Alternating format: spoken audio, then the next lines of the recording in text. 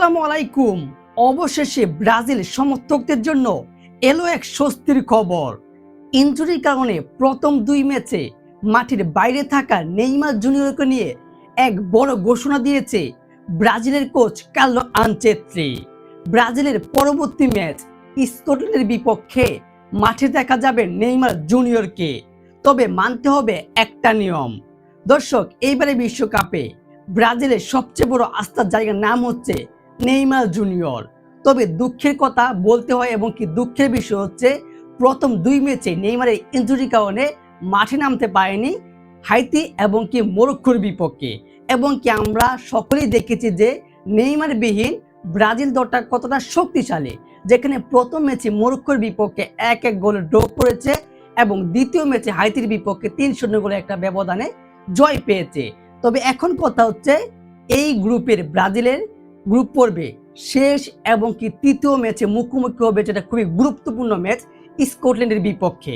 তার কারণটা হচ্ছে আগামী 25শে জুন ব্রাজিলের যে ম্যাচটা রয়েছে স্কটল্যান্ডের বিপক্ষে, সেখানে যদি স্কটল্যান্ড হেরে যায় তাহলে এবারে বিশ্বকাপ থেকে বাদ পড়বে, আর যদি জিতে তাহলে পরের রাউন্ডে চলে যাবে স্কটল্যান্ড। অর্থাৎ স্কটল্যান্ডের জন্য ম্যাচটা হবে ডো অর ডাই। এবং কি ব্রাজিলের জন্য সমীকরণটা একই, ব্রাজিলের লক্ষ্য থাকবে একটাই, ম্যাচটা হয়তো ড্র করা অথবা ম্যাচটা জিতা। তবে যদি ব্রাজিল হেরে যায় তাহলে কিন্তু এবারে বিশ্বকাপে খেল খতম হয়ে যাবে, গ্রুপ পর্ব থেকে বাদ পড়তে হবে। যার জন্য এই কার্লো আনচেলত্তির যে মাস্টার প্ল্যানে বলা হচ্ছে এবং কি সকলেই জানা কথা যে স্কটল্যান্ডের বিপক্ষে সবচেয়ে গুরুত্বপূর্ণ ম্যাচটাই খেলবে ব্রাজিল ফুটবল দল। সেই ম্যাচে যদি নেইমার না থাকে তাহলে কিরকম হতে পারে আসলে সেটা ভাবা যায় না।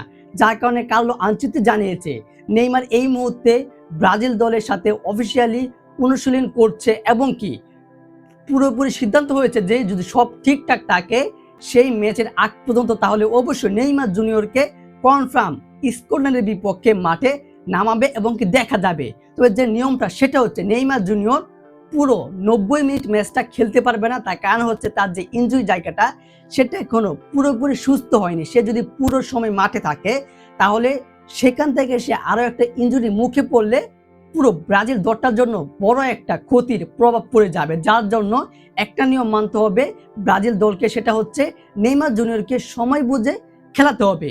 হয়তো ম্যাচের শুরুর একাদশে থাকতে পারে, নয়তো হাফ টাইমের পর, হয়তো শেষ দিকে। দর্শক, কিন্তু নেইমার স্কটল্যান্ডের বিপক্ষে থাকবে। দর্শক, আপনাদের কি মনে হয় নেইমার জুনিয়রকে স্কটল্যান্ডের বিপক্ষে আগে, শেষে, নাকি মাঝখানে, নাকি ম্যাচের শুরুর একাদশী রাখা উচিত?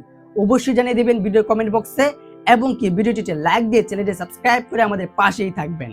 ধন্যবাদ।